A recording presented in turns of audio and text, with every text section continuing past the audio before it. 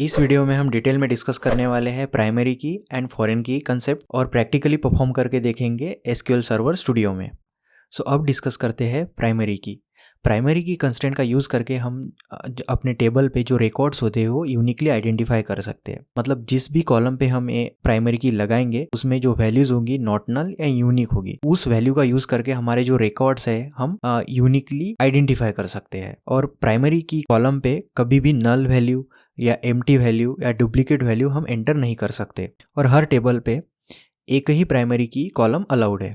जैसे कि एक कस्टमर टेबल है अपना, ठीक है, उसमें एक कस्टमर आईडी है। तो जैसे अब कस्टमर रिलेटेड इन्फॉर्मेशन है तो मल्टीपल कस्टमर होंगे, राइट। जैसे आप एक कस्टमर हो गए, मैं भी एक कस्टमर हो गया हूँ, तो आपकी एक अलग आईडी होगी, मेरी एक अलग आईडी होगी, राइट। तो इस जो कस्टमर आईडी पे हम प्राइमरी की लगा देंगे, राइट। तो इसमें क्या होगा, यूनिक वैल्यूज़ होगी अपनी कस्टमर आईडी। तो यूनिक कस्टमर आईडी से हम आइडेंटिफाई कर सकते हैं रिकॉर्ड्स। जैसे कि अगर मैं आपकी आईडी उठाऊंगा तो आपके डिटेल्स मुझे मिलेंगे और मेरी आईडी पे सर्च करूंगा तो मेरे डिटेल्स मिलेंगे, राइट। तो ऐसे ही हम सिनारियोज में प्राइमरी की कंस्ट्रेंट का यूज़ करते हैं रिकॉर्ड्स को यूनिकली आइडेंटिफाई करने के लिए। और इसे हम डिफाइन कर सकते हैं क्रिएट टेबल स्टेटमेंट का यूज़ करके और अपडेट कर सकते हैं अल्टर टेबल स्टेटमेंट का यूज़ करके। नेक्स्ट हम देखते हैं फॉरेन की कंस्ट्रेंट और उसके बाद हम प्रैक्टिकली परफॉर्म करके देखेंगे एसक्यूएल सर्वर स्टूडियो में। अब फॉरेन की कंस्ट्रेंट का यूज़ करके हम दो टेबल्स लिंक कर सकते हैं, ठीक है। मतलब क्या है कि रिलेशनल डेटाबेस में मल्टीपल टेबल्स होते हैं, राइट। फॉर एग्जांपल एक ई कॉमर्स अगर डेटाबेस हमने लिया तो ई कॉमर्स डेटाबेस में मल्टीपल टेबल्स होंगे। जैसे प्रोडक्ट के लिए एक टेबल होगा तो जिसमें प्रोडक्ट के रिलेटेड इन्फॉर्मेशन स्टोर होगी, एक कस्टमर टेबल होगा उसमें कस्टमर रिलेटेड इन्फॉर्मेशन स्टोर होगी, और ऑर्डर अगर कर रहे हैं कस्टमर तो ऑर्डर टेबल होगा, राइट, उसमें ऑर्डर रिलेटेड इन्फॉर्मेशन स्टोर होगी। ये डिफरेंट टेबल्स होते हैं अपने डेटाबेस में, राइट। तो उनके बीच एक लिंक हमें बनानी पड़ती है ताकि हम एक्सेस कर सके इंफॉर्मेशन को डिफरेंट टेबल से, ठीक है। जैसे कौन से कस्टमर ने कौन से डेट पे ऑर्डर की है, ठीक है, और कौन सा प्रोडक्ट ऑर्डर किया है, ठीक है। तो ये 3 टेबल हमें बता सकते हैं इजीली। तो इन तीनों टेबल को हम लिंक कर देंगे बाय यूजिंग द फॉरेन की। आपको अगर डेटाबेस आर्किटेक्चर डिटेल में अंडरस्टैंड करना है तो मैंने प्रीवियस वीडियो में एक्सप्लेन किया है कि डेटाबेस आर्किटेक्चर कैसे होता है और कैसे हम लिंक करते हैं डिफरेंट टेबल्स में, ठीक है। जैसे कि एक एग्जांपल लेके यहाँ पे पहले समझते हैं हम फॉरेन की का। एक कस्टमर टेबल है, ठीक है, और एक क्या है मेरा पेरेंट टेबल है, ठीक है। और इसमें जो कॉलम है मेरा कस्ट आईडी है और कस्टमर नेम है, ठीक है। तो इस पे क्या है अपनी प्राइमरी की, जैसे हमने डिस्कस किया है ये यूनिक कॉलम है तो इस पे हमने प्राइमरी की लगा दी, ठीक है। और सेकंड टेबल है मेरा ऑर्डर डिटेल्स। इसमें हमारे कॉलम्स क्या है, ऑर्डर आईडी है और कस्टमर आईडी है, कौन से कस्टमर में ये ऑर्डर दी है, और थर्ड डेट है। अब हर टेबल के लिए एक यूनिक कॉलम होता है, राइट। तो इस पे हम प्राइमरी की लगा देंगे। ये ऑर्डर डिटेल्स का यूनिक कॉलम है तो, और ये जो कस्टमर आईडी है इसमें हम क्या लगाएंगे, फॉरेन की लगाएंगे। और ये क्या करेगा, रेफर करेगा पेरेंट टेबल के कस्टमर आईडी पे, ठीक है। ये क्या है अपना चाइल्ड टेबल है, चाइल्ड टेबल है ऑर्डर डिटेल्स, और हम रेफरेंस कहाँ से ले रहे हैं, पेरेंट टेबल से, कस्टमर आईडी से, ठीक है। मतलब ये जो दो कॉलम है अपने customer ID and customer ID order details का, इन दो मतलब कॉलम से हम लिंक कर रहे हैं दोनों टेबल, ठीक है। फॉर एग्जाम्पल अगर किसी कस्टमर ने ऑर्डर दी, राइट, एक उसकी ऑर्डर आईडी जनरेट होगी, ठीक है, वैसे ही उसकी कस्टमर आईडी जनरेट होगी। बस उसके डिटेल हमें देखने हैं, राइट, कि कौन से कस्टमर ने दी है, लाइक उसका नेम देखना है, उसकी सिटी देखनी है, उसका एड्रेस देखना है। तो हम क्या करेंगे, वो सेम जो कस्टमर आईडी यहाँ से मिली है हमें, इस पे क्वेरी करेंगे कस्टमर टेबल पे, ठीक है। तो हमें क्या मिल जाएगा, उसका कस्टमर का नाम मिल जाएगा। वैसे अदर कॉलम हो गए, इसमें सिटी मिल जाएगी, राइट। तो ऐसे डिटेल्स फेच करने के लिए हम फॉरेन की का यूज़ करते हैं, ठीक है, ताकि हमारे जो पेरेंट टेबल और चाइल्ड टेबल में रिलेशन इस्टेब्लिश कर सके और हम जो इन्फॉर्मेशन को एक्सेस करना चाहते हैं पेरेंट टेबल से वो एक्सेस कर सके। और इसे ही हम कहते हैं referential integrity between tables. Table foreign की हम ऐड कर सकते हैं सिंगल कोई भी टेबल पे जो कि रेफर करेगी मल्टीपल पेरेंट टेबल से। जैसे हमने यहाँ पे कस्टमर टेबल को रेफर किया, सेम यहाँ पे ऑर्डर डिटेल्स में एक कोई प्रोडक्ट आईडी होगी जो कि रेफर करेंगे हम पेरेंट टेबल से, जो कि होगा प्रोडक्ट टेबल, राइट।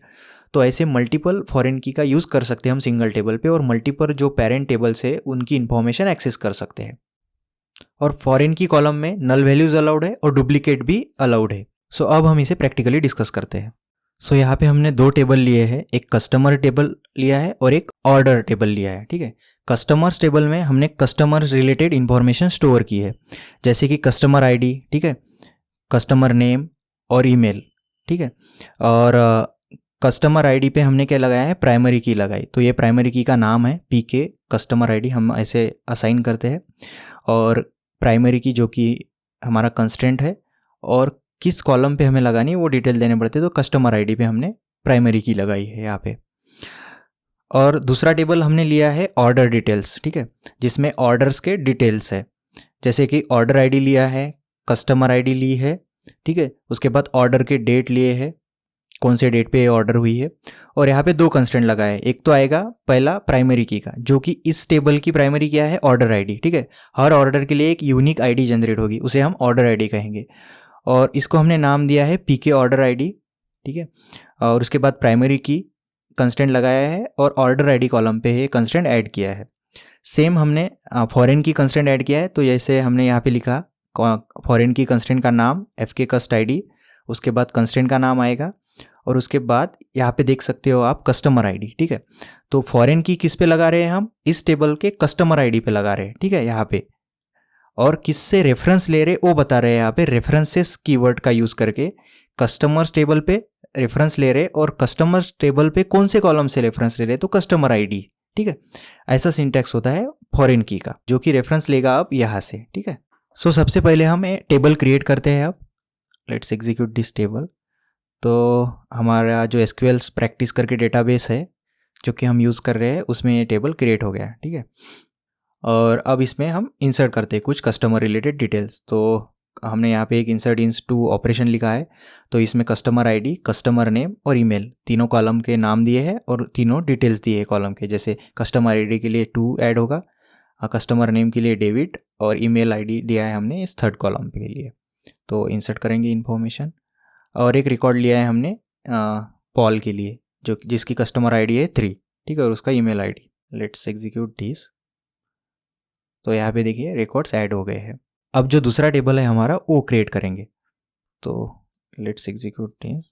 तो अब इसमें हम इन्फॉर्मेशन ऐड करते हैं, ठीक है। पहले हमारा ऑर्डर आईडी कॉलम है जो कि हमारा प्राइमरी की कॉलम है, ठीक है, और कस्टमर आईडी है हमारा एक दूसरा कॉलम, और तीसरा कॉलम है ऑर्डर डेट, कौन से डेट पे ऑर्डर लिए। तो यहाँ पे ऑर्डर आईडी प्राइमरी की है, तो यहाँ पे एक एग्जांपल देख सकते हैं हम, नल ऐड करने का ट्राई करेंगे, ठीक है।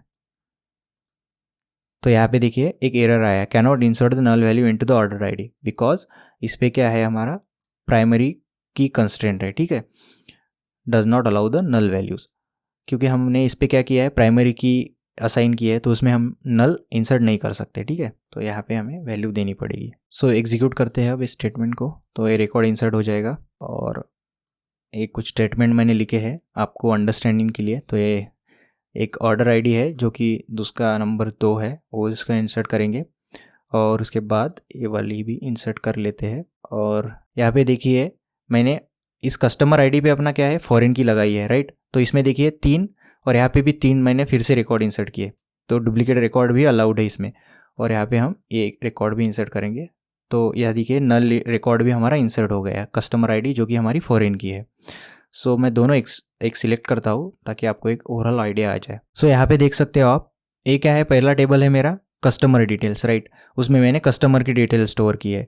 और जो सेकंड टेबल है अपना ऑर्डर डिटेल्स, तो उसमें हमने ऑर्डर रिलेटेड इन्फॉर्मेशन स्टोर की है। जैसे कि यहाँ पे अभी देख सकते हो आप, एक कस्टमर आईडी है और उसके ऑर्डर आईडी है 1422, राइट। अब हर ऑर्डर आईडी यूनिक है यहाँ पे, राइट, यूनिक ऑर्डर आईडी है यहाँ पे, और यहाँ पे भी यूनिक कस्टमर आईडी है क्योंकि ये प्राइमरी की कंस्टेंट है। और यहाँ पे हमने फॉरेन की लगाई है कस्टमर आईडी पे, राइट। इसमें देखिए डुप्लीकेट्स अलाउज है और नल वैल्यूज भी अलाउड है इसमें। तो अभी यहाँ से हमें क्या इन्फॉर्मेशन मिल रही है कि ये ऑर्डर आईडी है लेट से 1422 और उसकी कस्टमर आईडी 2 है, राइट।